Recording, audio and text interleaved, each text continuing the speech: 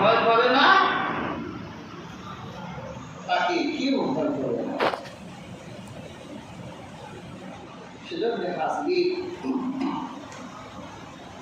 আল্লাহকে ভয় করার সবচেয়ে সহজ মাধ্যম হলো সব জায়গায় আল্লাহ উপস্থিতি ধারণা করতে। আপনি মসজিদে আল্লাহ, আপনি দোকানে আল্লাহ, আপনি ব্যবসায় আল্লাহ, আপনি খামারে আল্লাহ,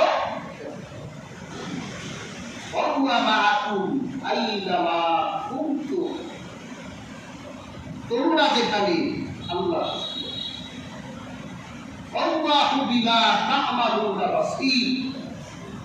তোমরা যা করো আল্লাহ সব দেখে।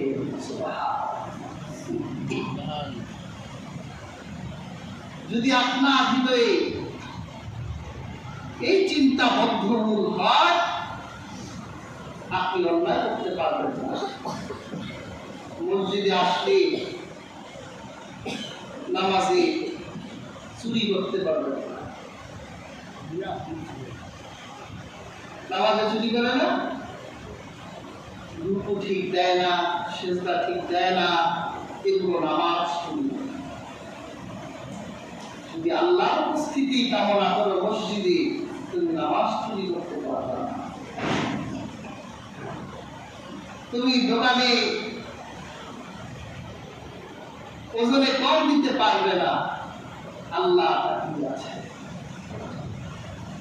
তুমি ব্যবসায় মিথ্যা পছন্দ করতে পারবে না, আল্লাহ তাকিয়ে আছে। এইভাবে জীবনের প্রত্যেক ক্ষেত্রে আল্লাহর উপস্থিতি কামনা যিনি করে, মূলত সেই ব্যক্তি আল্লাহকে ভয় পায়। আর যে ব্যক্তি আল্লাহকে ভয় পায়, গোটা মাখলুকাত তাকে ভয় পাবে। সুবহানাল্লাহ। সেজন্য আল্লাহ পাক বলেন, ইয়া আইয়ুহাল্লাযীনা আমানু তাকুল্লাহ ওয়াবতাগু ইলাইহি ওয়াসিলা। সুবহানাল্লাহ। আর তোমরা ওসিলা তালাশ করো, আর তোমরা ওসিলা তালাশ করো। প্যার হাজির, আল্লাহ পাক আলোচিত আয়াতে ওসিলা তালাশ করতে বলেছেন। আমরা কিন্তু ওসিলা শব্দের সাথে অনেকেই পরিচিত। আমার ওসিলা, আপনি আমার ওসিলা, আমরা ওসিলা শব্দটা বলি না। ওসিলাটা কি? মুফাসসিরিনে কেরাম বলেছেন, ওসিলা শব্দের অর্থ আত-তাকাররুব, নৈকট্য।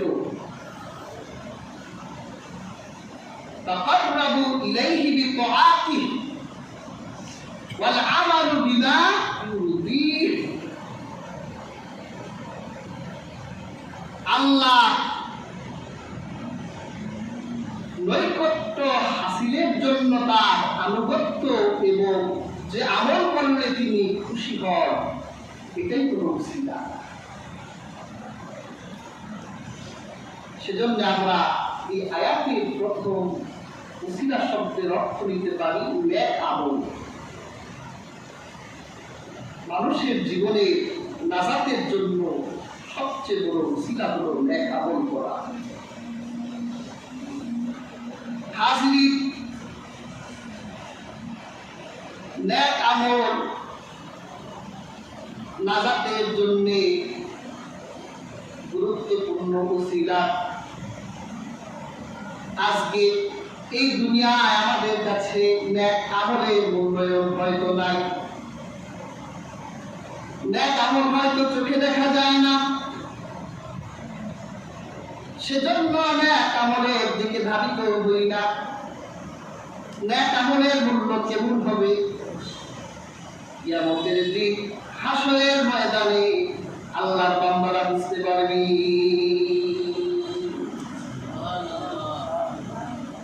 ইমাম ইকরাম আরেকটি রায়াতে এসেছে আল্লাহ পাক এক বান্দাকে হাসরের ময়দানে তার নেক বুদ্ধির ওজন দিবে একটা আমলের কারণে, একটা নেকের কারণে জান্নাত যেতে পারবেন না। আল্লাহ পাক বান্দাকে অবকাশ দিবে, বান্দা তোমার প্রতি আমি দয়া করলাম, এই হাসরের মাঠে আমি তোমাকে অবকাশ দিলাম, যদি তোমার স্ত্রী সন্তান বাবা মা যার কাছ থেকে পারো একটা নেক নিয়ে আমার সামনে হাজির হতে পারলে আমি আল্লাহ তোমার জন্য জান্নাতের দরজা খুলে দেব।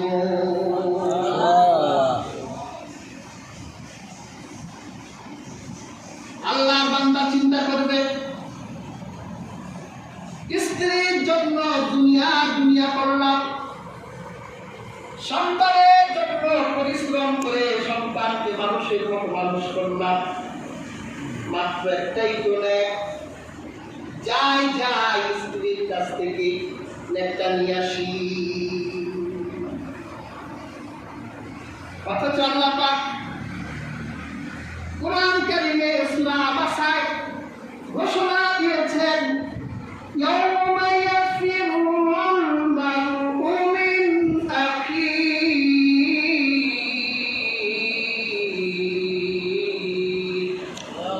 وأمه وأبيه وصاحبته وبنيه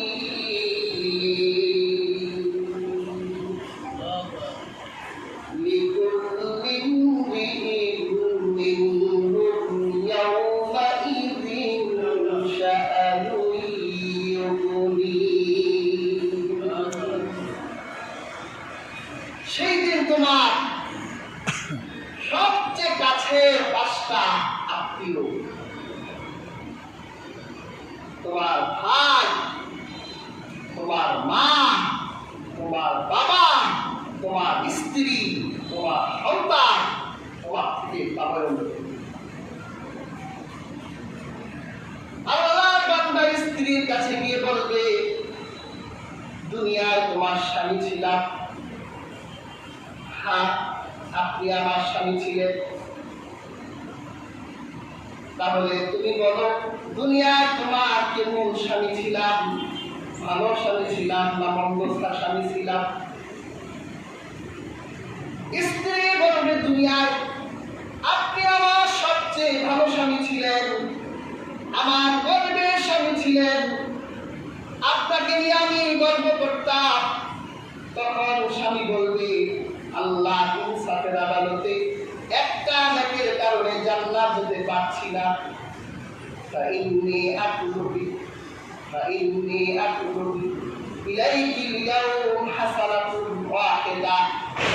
আজকে তোমার কাছে আমি একটা নেকি ভিক্ষা চাই। স্ত্রী বলবে স্বামী আমার আপনি ভালোই স্বামী ছিলেন, কিন্তু হাসরের এই বিভীষিকাময় মুহূর্তে, এই করুণ মুহূর্তে আমি আপনাকে একটি নেকি দিয়ে সাহায্য করতে পারবো না। আমার হিসাব নিকাশের পর যদি কোনো একটি নেকি অবশিষ্ট থাকে তাহলে আপনি আমার সাথে দেখা করবেন, তখন আমি আপনাকে নেকি দিয়ে সাহায্য করতে পারবো। এই হলো একটা নেকির মূল্য। লোকটা দৌড়াইয়া সন্তানের কাছে চলে যাবে। দুনিয়ায় যে সন্তানকে কাঁধের উপর নিয়ে বাজার বাজার ঘুরত, সন্তানের ক্যারিয়ার গঠন করার জন্য দুনিয়ার এক প্রান্ত থেকে আরেক প্রান্তে দৌড়াত। ভালো স্কুলে পড়াতে হবে, ভালো মাদ্রাসায় পড়াতে হবে, পয়সা উপার্জন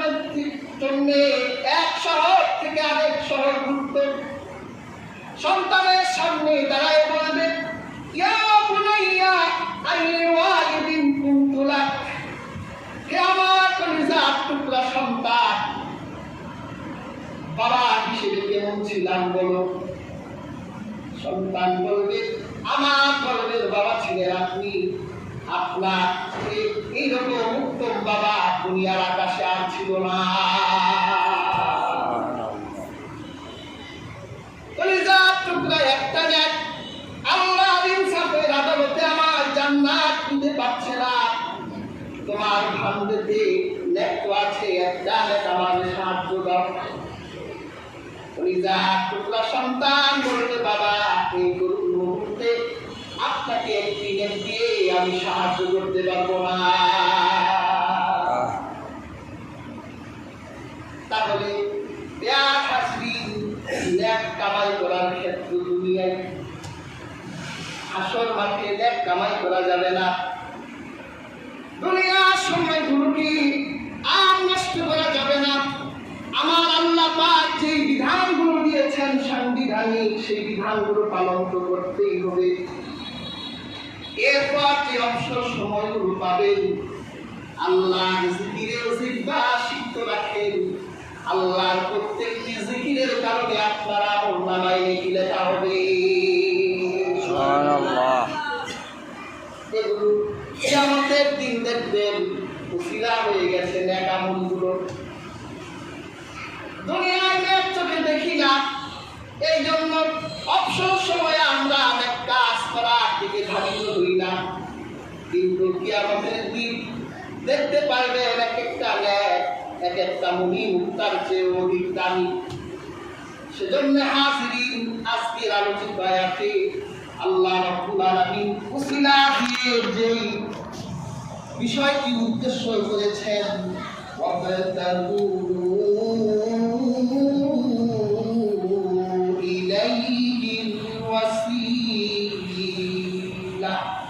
আল্লাহ পাক বলেন তোমরা নেক কাজ তালাশ করো উসিলা হিসেবে। আর যদি উসিলার ব্যাখ্যা রাসূল করিম সাল্লাল্লাহু আলাইহি ওয়াসাল্লামকে নেই, তাও তাফসীর সঠিক। কারণ হাদিস পাকে রাসূল করিম সাল্লাল্লাহু আলাইহি ওয়াসাল্লাম বলেছেন যে তোমরা আল্লাহর কাছে আমার জন্য উসিলা চাও। সুবহানাল্লাহ। হাদিসের কিতাবে এসেছে, আল্লাহর হাবিব বলেছেন, মুয়াজ্জিন যখন আযানে যা বলে তোমরা আযানে তা বলো। মুয়াজ্জিন যদি বলে আল্লাহু আকবার, তুমি বলো আল্লাহু আকবার। মুয়াজ্জিন যদি বলে আশহাদু আল্লা ইলাহা ইল্লাল্লাহ, তুমি বলো আশহাদু আল্লা ইলাহা ইল্লাল্লাহ। মুয়াজ্জিন যদি বলে আশহাদু আন্না মুহাম্মাদার রাসূলুল্লাহ, তুমি বলো আশহাদু আন্না মুহাম্মাদার রাসূলুল্লাহ। মুয়াজ্জিন যখন বলে হাইয়া আলাস সালাহ, তুমি বলো লা হাওলা ওয়ালা কুওয়াতা ইল্লা বিল্লাহ। মুয়াজ্জিন যদি বলে হাইয়া আলাল ফালাহ, তুমি বলো লা হাওলা ওয়ালা কুওয়াতা ইল্লা বিল্লাহ। মুয়াজ্জিন যদি বলে আল্লাহু আকবার, তুমি বলো আল্লাহু আকবার। মুয়াজ্জিন যদি বলে লা ইলাহা ইল্লাল্লাহ, তুমি বলো লা ইলাহা ইল্লাল্লাহ। এরপর আল্লাহর হাবিব বলেন, তোমরা আমার প্রতি আযান শেষ হলেই দরুদ পড়ো। যে ব্যক্তি আমার প্রতি একবার দরুদ পড়বে, আল্লাহ রাব্বুল আলামিন তার আমলনামায় 10 বার নেকি লিখে দিবে। সুবহানাল্লাহ। আমান সাআলা লিয়াল ওয়াসিলা, দরুদ পড়ার পর আমার জন্য আল্লাহর কাছে ওসিলা চাও। যে ব্যক্তি আমার জন্য আল্লাহর কাছে ওসিলা চায়, দোয়ার ভিতর বলেন আল্লাহুম্মা রাব্বা হাযিহি দাওয়াতিত তাম্মাহ ওয়াস সালাতিল কাইমা আতি আতি মুহাম্মাদানিল ওয়াসিলাতা ওয়াল ফাদিলা।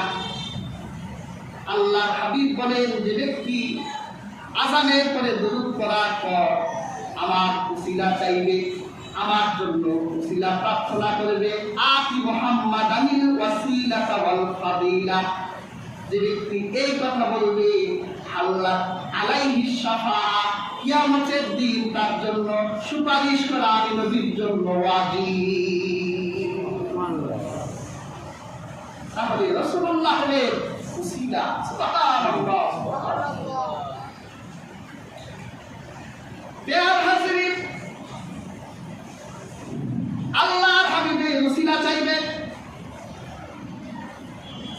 ওসিলা, বৈধ ওসিলা চাওয়া জায়েজ, কিন্তু অবৈধ ওসিলা চাওয়া জায়েজ নাই। আল্লাহর হাবিবের ওসিলা চেয়ে যদি আল্লাহর কাছে চান, অবশ্যই আল্লাহর কাছ থেকে আপনার চাওয়া প্রাপ্তি হবে। হাদিস পাকে এসেছে, হযরত আনাস রাদিয়াল্লাহু তাআলা আনহু হাদিসের রাবী, তিনি বলেন, একদিন আল্লাহর হাবিব জুমার খুতবা দিচ্ছিলেন, মিম্বারের উপর দাঁড়িয়ে এক ব্যক্তি মিম্বার বরাবর আল্লাহর হাবিবের কাছে এসে বলল, ইয়া রাসূলুল্লাহ, আমাদের জন্য একটু দোয়া করেন। আমাদের আকাশ মেঘ শূন্য, আমাদের পশুগুলো কষ্ট পাচ্ছে, আমাদের ফল ফসলগুলো ফেটে ফেটে চৌচির হয়ে যাচ্ছে। আল্লাহ রাসূল দোয়া করেন। তখন আল্লাহর হাবিব আকাশে হাত তুলে আমার আল্লাহর কাছে দোয়া চাইলেন, হে আল্লাহ, আমাদের জন্য পানি বর্ষণ করেন। হাদিসের রাবী বলেন, তখন দেখলাম সেলা পাহাড়ের পেছন দিক থেকে এক খণ্ড মেঘ এসে আরবের আকাশকে কালো করে দিল। মুষলধারে বৃষ্টি নাযিল হলো। আল্লাহ রাব্বুল আলামিন তার হাবিবের দোয়া কবুল করে নিলেন। সুবহানাল্লাহ। তাহলে রাসূলুল্লাহর কাছে গিয়ে সাহাবারা ওসিলা বানায়া দোয়া চাইতেন। সুবহানাল্লাহ। এজন্য উম্মতের বুজুর্গ আলেম, মুহাক্কিক আলেম, তাকওয়াবান আলেম, মুত্তাকি পীর মাশায়েখ তাদেরকে জীবিত থাকাকালীন তাদেরকে ওসিলা বানায়া দোয়া চাওয়া আল্লাহর কাছে করত।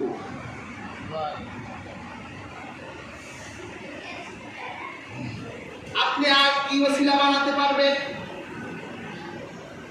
আল্লাহ রাসূলকে আপনার ওসিলা বানাতে পারবেন। আর কি ওসিলা বানাতে পারবেন? নেক আমল ওসিলা বানাতে পারবেন। আপনারা যখন দোয়া করেন, দোয়া করার আগে এমন কোন নেক আমল করেন যেই নেক আমল আপনার ওসিলা বানায় আল্লাহর কাছে চাইবেন। সদকা করেন, কোন চাওয়া আল্লাহর কাছে প্রয়োজন। মসজিদে ঢোকার আগে কোনো কিছু সদকা করে, মসজিদে যায় নামাজে বসে আল্লাহর কাছে হাত তুলে সদকা ওসিলায় আল্লাহর কাছে দোয়া চান। বুখারীতে হাদিস আছে, তিন ব্যক্তি পাহাড়ের গুহায় আটকে গিয়েছিল। বিশাল গুহার ভিতরে পাথর ঢুকে পড়েছিল। তখন তাদের ভিতর থেকে একজন বলেছিল, তোমাদের জীবনের নেক আমলগুলো স্মরণ করে আল্লাহর কাছে নাজাতের জন্য প্রার্থনা করো। নেক আমলের কারণে আল্লাহ রাব্বুল আলামিন আমাদের জন্য এই পাহাড়ের গুহা থেকে পাথর সরাই দিতে পারে। সুবহানাল্লাহ। তিনজন দোয়া করলেন। তিনজনের দোয়ার বরকতে আল্লাহ পাক পাহাড়ের গুহা থেকে পাথর সরাই দিয়েছেন। কাজেই হাজিরিন, দুনিয়ায় যদি ওসিলা চান, আখিরাতে যদি ওসিলা চান, নেক আমল নিয়ে চান, আল্লাহ রাসূলকে ওসিলা বানান, অথবা বুজুর্গ আলেম মুত্তাকি পীর মাশায়েখদের কাছে গিয়ে ওসিলা বানায় আল্লাহর কাছে চান। এই বরকতিতে আল্লাহর কাছে ওসিলা বানান 100% যায়। কিন্তু মাজারে বাজারে না, বট গাছতে না। যিনি মাজারে, তিনি ঘুমিয়ে আছেন, তিনি নন। যিনি জীবিত পীর মাশায়েখ, তিনি আকাশে হাত তুলবে, ওসিলা হবে, আমার আল্লাহ কবুল করে নিবে। সুবহানাল্লাহ। এরপর আল্লাহ পাক বলেন, ওয়াজাহিদু ফি সাবিলিহি লাআল্লাকুম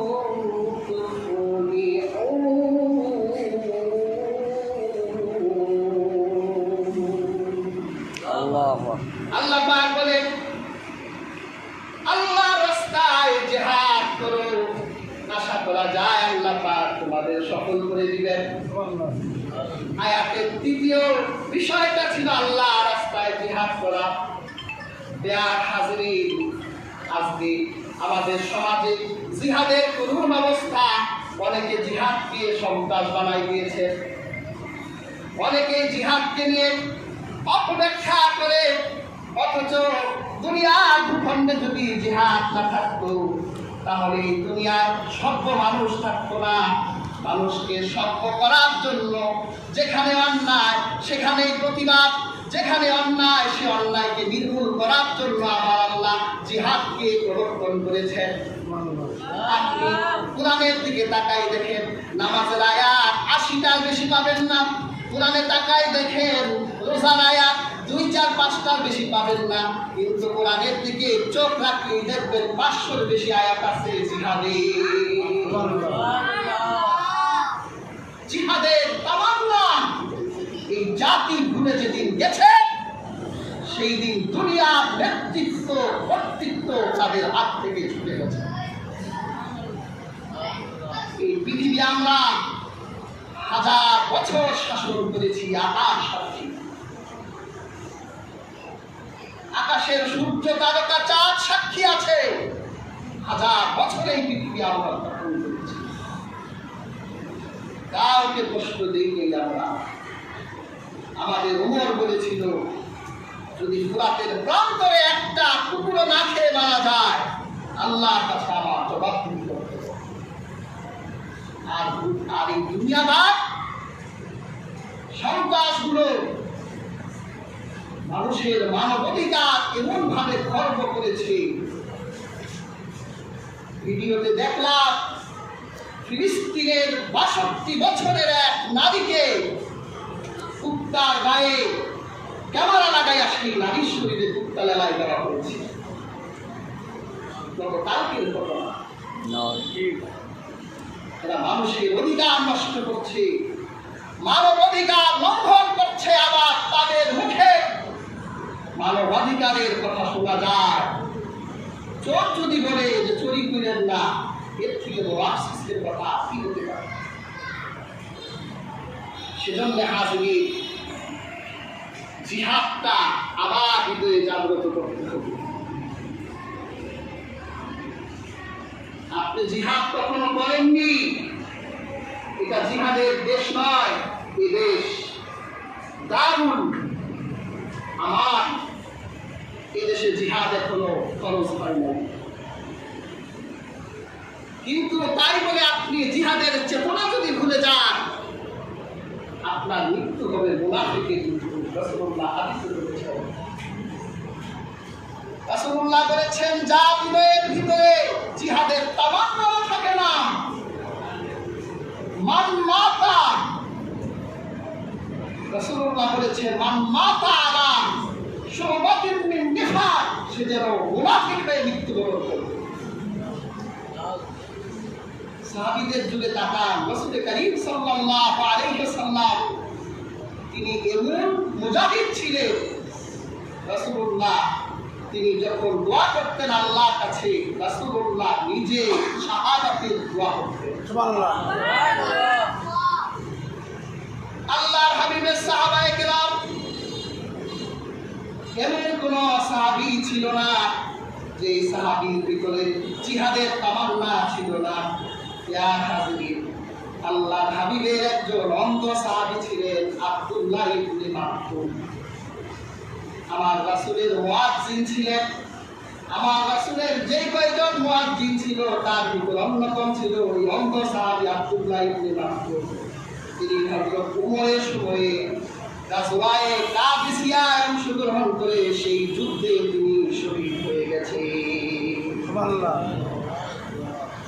আর যে ভূখণ্ডে জিহাদ চরম আকার ধারণ করবে, হেদায়াত কিতাবে আছে, ওই ভূখণ্ডের স্ত্রীরা স্বামীর অনুমতি ছাড়া আর গোলামগুলো মালিকের অনুমতি ছাড়া জিহাদে চলে যাবে। জিহাদ এত গুরুত্বপূর্ণ। আজকে ফিলিস্তিনের জিহাদ ফরজে আইন, সেখানে স্ত্রীরাও যদি জিহাদে অংশগ্রহণ করে স্বামীর অনুমতি লাগবে না। গোলামরা জিহাদে অংশগ্রহণ করলে মহিলার অনুমতি লাগবে না। কিন্তু হাজরিন আজকে আমাদের ভিতরে সেই জিহাদের তামান্না নাই। আর সাহাবাদের ভিতর কেমন ছিল? আব্দুল্লাহ বিন জুলবাস্তাইনের একটা ঘটনা শোনায়। আল্লাহর হাবিবের একজন সাহাবী ছিলেন আব্দুল্লাহ জুলবাস্তাইন। তিনি এমন উচ্চ বংশীয় ব্যক্তি ছিলেন, ইসলাম গ্রহণের আগে তার সম্পদের কোনো অভাব ছিল না। এত বিলাসী ছিলেন তিনি, সকালে যে গোলা ব্যবহার করতেন সন্ধ্যাবেলায় ওই গোলা ব্যবহার করতেন না। তার জন্য স্পেশাল দর্জি ছিল, প্রত্যেক দিন তাকে জামা কাপড় বানাই দিত। একবার যে জামা পরতো দ্বিতীয়বার পরতো না। সোনার পেলে দেখে তো আল্লাহ রসুলের রেসালাত আর নবুয়াত দেখে দিনে দিনে আল্লাহ হাবিবের প্রতি দুর্বল হতে লাগলেন। চাচার কাছে গিয়ে বলল, চাচা এদিন ছিলাম ছোট্টবেলায় আপনার ঘরে লালিত পালিত হয়েছি। আপনি বলেন মুহাম্মদ সাল্লাল্লাহু আলাইহি সাল্লাম কেমন? তিনি কি সত্য নবী না তিনি মিথ্যু? চাচা বললেন, যতটুকু জানি মুহাম্মদ সাল্লাল্লাহু আলাইহি সাল্লাম একজন সত্য নবী। তাহলে চাচা বসে আছেন কেন? আমি আপনার অপেক্ষায় আছি। আপনি আগে ইসলাম গ্রহণ করেন, তারপর আপনার দেখা দেখি আমি আব্দুল্লাহ, আমি আব্দুল উজ্জা রাসূলুল্লাহ হাতে ঈমান গ্রহণ করব। চাচা বলল না, মুহাম্মদ সাল্লাল্লাহু আলাইহি সাল্লামের প্রতি আপনার অপরাধ। ভাতিজা আব্দুল উজ্জা বলল, আপনি যদি ঈমান না আনেন তাহলে আপনার সামনে আমি মুহাম্মদ সাল্লাল্লাহু আলাইহি সাল্লামের উপর ঈমান আনলাম। আশহাদু আল্লা ইলাহা ইল্লাল্লাহ ওয়া আশহাদু আন্না মুহাম্মাদান আবদুহু ওয়া রাসূলুহু। চাচা বলল, এত বড় কথা আমার সামনে ছোটবেলায় লালন পালন করে বড় করলাম, এর খেসারত তোমার দিতে হবে। কি দিতে হবে চাচা বলেন? তোমার যত ধন সম্পদ আছে সব আমার সামনে হাজির করো, আমি তোমার ওয়ারিসকে নষ্ট করে দিলাম। সব কিছু দিয়ে দিলেন। তারপর চাচা বলল, তোমাকে তোমার গায়ের জামা, তোমার পরনের লুঙ্গি এইগুলো আমার, এগুলো খুলে ফেলো। গায়ের জামা খুলে ফেললো। যুবক মানুষ লজ্জা ভূষণ, কিন্তু ঈমান আনার অপরাধে নিজের শরীরের লুঙ্গিটা খুলে তার চাচার হাতে দিয়ে উলঙ্গ হয়ে গেলেন। লজ্জা নিবারণের জন্য দৌড়ে মায়ের কাছে গেলেন। মাকে বলল, মা চোখ বন্ধ করে ফেলেন, তোমার সন্তান উলঙ্গ অবস্থায় তোমার কাছে এসেছে, তুমি দেখতে পারবা না। মা চোখ বন্ধ করলো। বাবা, তোমার এই অবস্থা কে করলো? আমার এই অবস্থা আমার চাচা করেছে, ঈমান এনেছি অপরাধী। মা, তোমার কাছে যদি আমার লজ্জা থাকার মতো কোনো কাপড় থাকে একটা কাপড় দাও। মা বললো, আমি গরিব, নিতান্ত গরিব, আমার ঘরে তোমার বলাবার মতো কোনো কাপড় নাই, তবে আমার ঘরে একটা কম্বল আছে, তুমি কম্বলটা গায়ে জড়াও। কম্বলটা গায়ে জড়ালে তারপর মাটি বললো, মা শুনলাম আল্লাহর হাবিব মদিনায় হিজরত করেছে, আমি মদিনায় চলে গেলাম। এই কথা বলে কয়েকদিন পথ অতিক্রম করলেন, হেঁটে হেঁটে মানুষের সাহায্য দিয়ে আল্লাহর হাবিবের সেই মদিনা শহরে পৌঁছে গেলেন।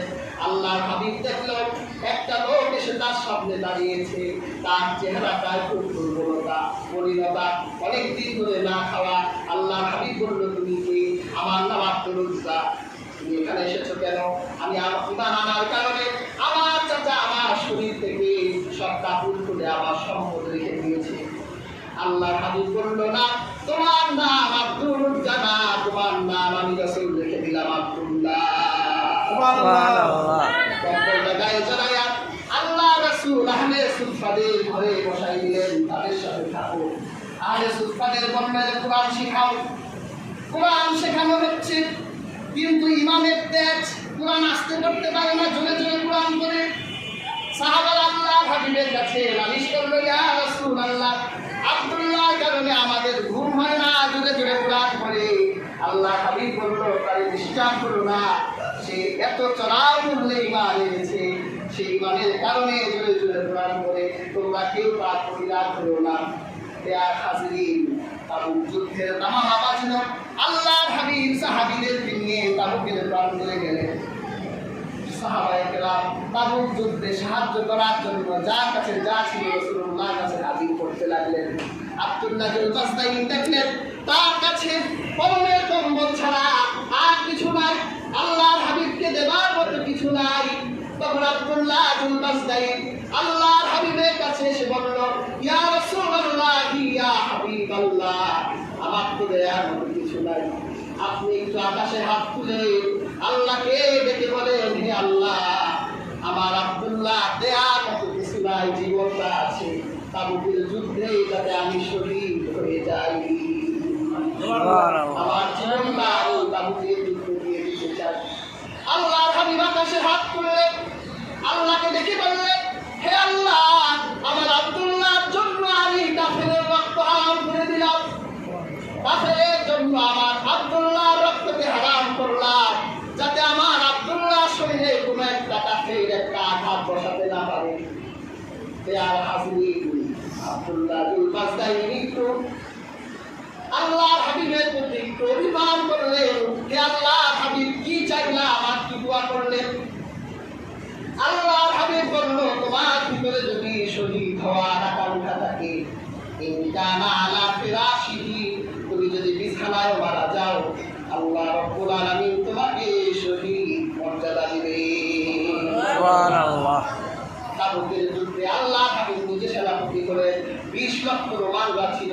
আল্লাহ হাবিবের নেতৃত্বের কথা শুনে তাবুকের সব রোমানরা পালাই গেল। আল্লাহ হাবিব 20 দিন তাবুকে থাকলে দিন প্রচারের জন্য হঠাৎ এক রাতে আব্দুল্লাহ বাসতাইনের শরীরে কম্পন তৈরি হলো, জ্বর এলো। আল্লাহর হাবিবকে বলল, ইয়া রাসূলুল্লাহ, আপনার আব্দুল্লাহ অসুস্থ হয়ে গেছে, তার শরীরে প্রচন্ড জ্বর। ইয়া হাজিরিন, কয়েকদিন পরে আব্দুল্লাহ বিন বাসতাইন তিনি মৃত্যুবরণ করলেন বিছানায়। আল্লাহর হাবিবের কাছে গিয়ে বলল, ইয়া রাসূলুল্লাহ, ইয়া হাবিবাল্লাহ, আপনি যে আব্দুল্লাহর জন্য দোয়া করেছিলেন, আপনার আব্দুল্লাহ তাবুকের প্রান্তরে রাতের বেলা জ্বরের কারণে মৃত্যুবরণ করেছেন। আল্লাহর হাবিব বলল, যাও আমার আব্দুল্লাহর জন্য কাফনের ব্যবস্থা করো। আর হাজিরিন, কি দুঃখের ইতিহাস! হযরত আব্দুল্লাহ বিন বাসতাইনকে গোসল করানো হলো। যখন তাকে দাফন করবে, এক টুকরা কাপড় আনা হলো, যে কাপড়ে মাথার দিকে টান দিলে পায়ের দিকে খালি হয়ে যায়, পায়ের দিকে টান দিলে মাথা খালি হয়ে যায়। আল্লাহর হাবিবের কাছে গেল, হে আল্লাহ রাসূল, কি করব? রাসূলুল্লাহ চোখ দিয়ে পানি ঝরে পড়ল, আমার আব্দুল্লাহ সোনার প্লেটে খেতো, একবার যে পোশাক পরতো, ওই পোশাক দ্বিতীয়বার পরতো না। আল্লাহ দিন বহন করতে এসে আজ মৃত্যুর সময় এমন একটা টুকরা কাপড় তার ঢাকিয়ে ঢুকলো না, মাথায় টান দিয়ে পা খালি হয়ে যায়। আল্লাহর হাবিব তখন বলল, ইকসির ঘাসে কেটে আমার পায়ের দিকটা ঢেকে দাও। ঢেকে দেওয়া হলো। রাহমাতুল্লিল আলামিন নিজে দাঁড়িয়ে থেকে তার জানাজার নামাজের ইমামতি করলেন। সুবহানাল্লাহ। সন্ধ্যা হয়ে গেছে, দাফন করতে হবে তাকে। লাশটা বহন করছে কি? আল্লাহ রাসূলের সবচেয়ে দামি সাহাবী আবু বকর আর-রহমান লাশটা কাঁধে নিয়েছে। কবরের সামনে আলো নিয়ে দাঁড়িয়ে আছে কে? হযরত বেলাল দাঁড়িয়ে আছে। সুবহানাল্লাহ। কবরের ভিতরে দাঁড়িয়ে আছে রাহমাতুল্লিল আলামিন।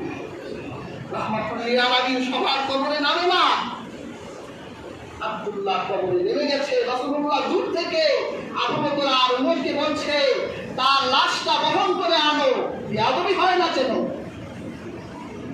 রাসূলুল্লাহ নিজের হাত দিয়ে আব্দুল্লাহকে কবরে শোয়া, মাটি দিয়ে দাঁড়িয়ে দুই হাত যখন আকাশে তুলল, আব্দুল্লাহ বিন মাসউদ বলেন, তখন আমার ভিতরে এমন আফসোস জন্ম নিল, আরে আমি নিজে যদি আব্দুল্লাহ বিন মাসউদ না হয়ে আব্দুল্লাহ বিন বাসতাইন হয়ে যেতাম।